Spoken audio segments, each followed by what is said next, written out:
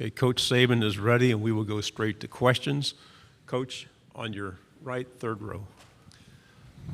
Tyler Shaw with KBTX and College Station. Nick, do you feel like things are resolved between you and Jimbo Fisher? And are you concerned at all with the direction of college football with the way NIL is right now? Well, first of all, I have no issues or problems with Jimbo. He's done a great job at A&M. He did a great job for us. I always take criticisms or whatever in a positive way to self-assess me personally in terms of maybe there is something that I could do better. And so any comments that anybody makes, you or any coach, I always take into consideration. So, but there is no issues or problems. I've spoke on this subject of, name, image, and likeness is a great thing for players, and I'm all for players having the opportunity to create whatever value they can create for themselves. And our players did extremely well last year. I think they made over $3 million in name, image, and likeness. And but I do think that the concerns are, there has to be some guidelines that sort of protect competitive balance, and how we do this. And the advent of collectives has created a way for third parties to make contributions to marketing organizations who can create opportunities for players, which I think is a good thing. I don't think it's a bad thing at all. Creates opportunities for players. That's a good thing. I think when it's used in recruiting and players start making choices and decisions based on promises that are made in name, image, and likeness, I'm not sure that is a good thing. So I do think there needs to be some guidelines, in that. And I think there needs to be transparency in, how all that's done. And I do think there needs to be some protection for players when it comes to people who represent them and third parties who are involved, people who get between, the money and the player, because those people have a responsibility and obligation to professionally represent the players in a first-class way. And right now we have no guidelines for any of these things, and I think that's a bit of a concern. To your left, front row, Coach. Hey, Coach. Jacques Doucet, WAP-TV in Baton Rouge. So many great coaches in this league already. I just want to get your thoughts on Brian Kelly from Notre Dame coming to LSU and what he brings to the conference. Brian Kelly is an outstanding coach, really good person. We played Notre Dame a couple times in the playoffs at Alabama, and their teams are always extremely well coached, very competitive, had the right kind of mindset in terms of how they went out there and performed and how they played, very disciplined in terms of how they went out and executed. So I have the utmost respect for Brian Kelly and the job that he'll do at LSU. To your right, Coach, second row. Coach, last week, Anwar Richardson, OrangeBloods.com. Last week at Big 12 Media Days, Coach Sarkeesian said he wouldn't be there without you. I wondered if you maybe talked about the relationship that you had with Sark when he was on your staff, why you decided to bring him on, and maybe talk about the game that you guys will be traveling and playing in Texas in week 2. Yeah, well, Sark did, is one of the finest coaches that we've ever had on our staff. Did an outstanding job.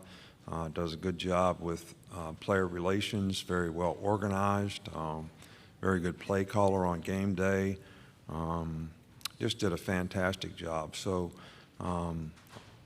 really excited for him and his family that, he got the opportunity to go to Texas. And I know they're going to have a really challenging team, for us next year. It's going to be, a very competitive game, which I'm sure their players are looking forward to and our players are looking forward to, which is what makes college football great.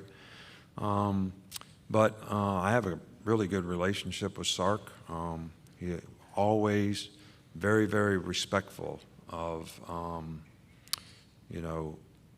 the head coach, our relationship, the principles and values of the organization that he sort of you know, instilled in the players and reinforced in a positive way. So I can't say enough good things about, you know, Sark and how he contributed to the program and the success that I think he'll have at Texas. Front row here, and then we'll go to the gentleman next. Good morning, Coach. E.P. Stedham, WHEP, Foley, Alabama. Coach, you've scouted hundreds, if not thousands, of players in your career. Can you recall those initial thoughts about Will Anderson Jr. and Bryce Young and the players they've become at Alabama? Yeah, well, you know, Bryce was an outstanding player, you know, in high school. I think they won a state championship, lost the state championship in the finals, but you know, he was very productive, very collected in how he sort of led his team and the choices and decisions that he made, and played the position a lot like a point guard in terms of, you know, how he distributed the ball in the right places to the right people at the right time and very accurately. And you know, he's got all the right stuff when it comes to the kind of competitor he is, the kind of preparation that he does, the work ethic that he has to continue to try to improve. So I can't say enough good things about the kind of player he was in high school and his attitude about how he's developed, you know, as a college player.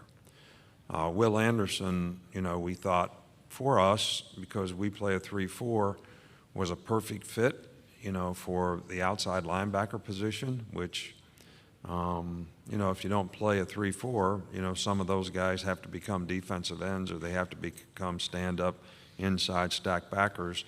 So guys like Will Anderson can make a tremendous impact on our team. And he was an outstanding player in high school.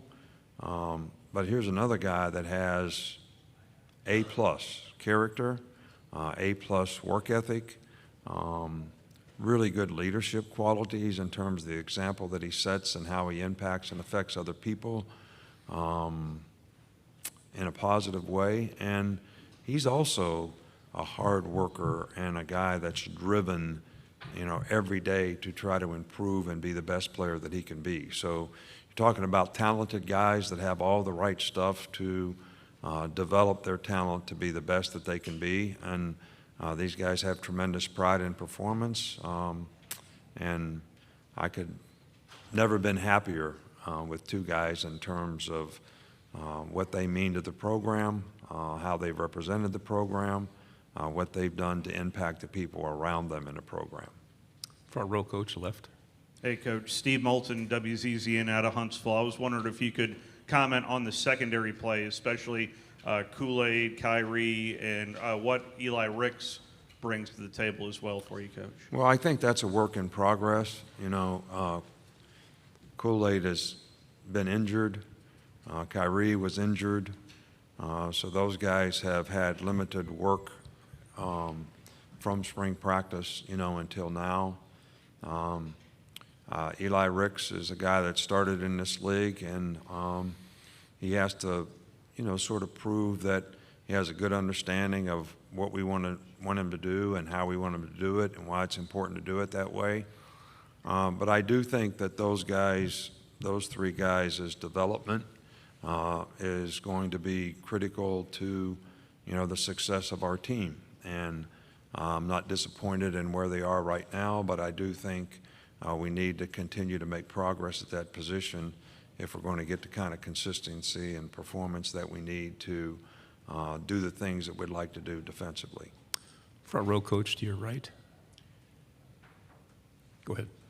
Hi, Coach. I'm Dick Cox with Indy Sports and Cox Sports Broadcasting. Coach, if somebody did not know anything at all about Nick Saban, what would be the most important thing you would want them to know? How well I clean house. I've been cleaning house, you know, on vacation. I get a list every day. I try to play golf in the morning. Miss Terry gives me a list when I get back, and run the sweeper, take out the garbage, pledge the refrigerator. You know, nobody knows how well I do all those things. On the left, coach, back row.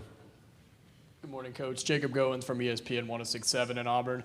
You have Bryce Young coming back after winning the Heisman Trophy last year, but of course falling short in the national championship game. What do you expect to see different from Bryce Young from last year to this year on the field? I don't really expect anything in terms of what I want to see differently. I want Bryce to maintain the right mindset in terms of, how he prepares, how he practices, how he impacts the players around him, because that will have a significant impact on how well he can play, because, quarterback is a difficult position to play if the players around you don't play well, whether it's the receivers, the offensive line, the ability to run the ball, create balance. I just want Bryce to just stay in the right mindset of what he needs to do to be the best player that he can be, and to be forward thinking in terms of the things that he needs to do to make the progress to create value for himself.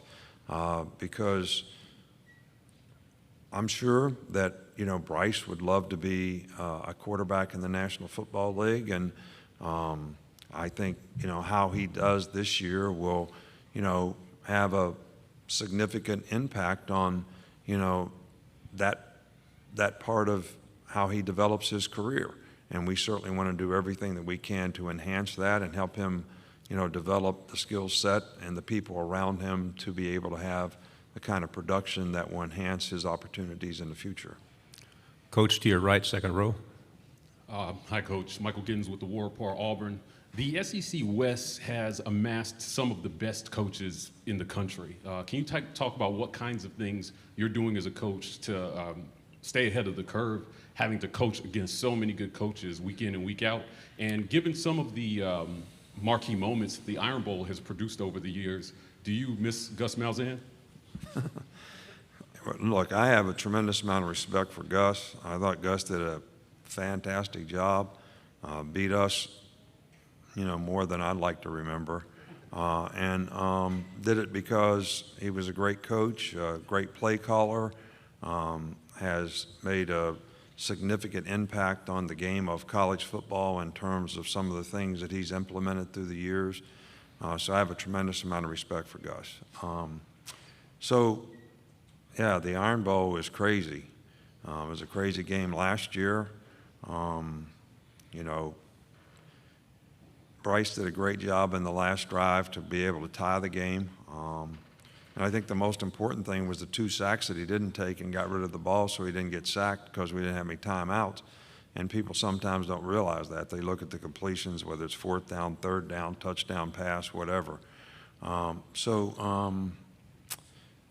think it's one of the greatest games in college football, and one of the most difficult places to play when we go there and play it. So I have a lot of respect for the program and the people in it, and know that we really have to continue to hire good coaches, have great energy and enthusiasm in what we do to make changes that is going to help us, sort of not really stay ahead of the curve, but just be able to understand things that people are doing in the game, so that we put our players in the best position to be able to have a chance to be successful when they go out on the field and compete against it.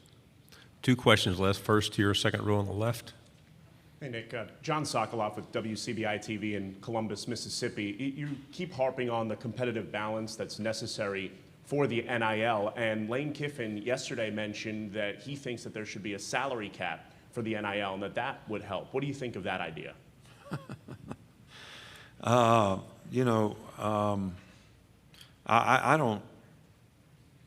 don't know what are the best guidelines for us to have to create the competitive balance, and I don't know where it needs to come from. I think if the NCAA is going to be able to implement their rules, they need some kind of protection from litigation, because right now I think they have a difficult time implementing rules because of lawsuits. And so there may need to be something bigger than that, whether it's done at the federal level or however it is, to sort of create some guidelines for how we manage moving forward the future of college football. I don't necessarily have the answers. I don't know if that's the answer, but I have a lot of respect for Lane. You know, he does a great job. He's a good coach. He did a great job for us, but I don't really know what the answers are. But I do think we have a lot of people working on, you know, things that can protect the integrity of competitive balance, you know, in the future of college football. Final question back on the right. Hey, Coach, Ben from Local 3 in Chattanooga. We asked Will and Jordan about Jameer Gibbs, and their faces sort of lit up when we talked about him. What it is about his character that excites you and this team about having him in the locker room? Because it seems his play sort of speaks for itself. Well, he's an outstanding player. He's a very mature person. He's got great work ethic. He's very talented from an ability standpoint. He's got speed. He's a really good receiver. He does a great job of pressing holes and, you know, getting the defense to commit to things and, you know, making a cut, and gets to top speed very quickly, which are all tremendous assets for a running back. So he's made a really, really positive impact, you know, on our team in a lot of ways, on the field and off, and we're very pleased to have him in the program. Coach, thank you very much for your time. All right, thank you. Appreciate you.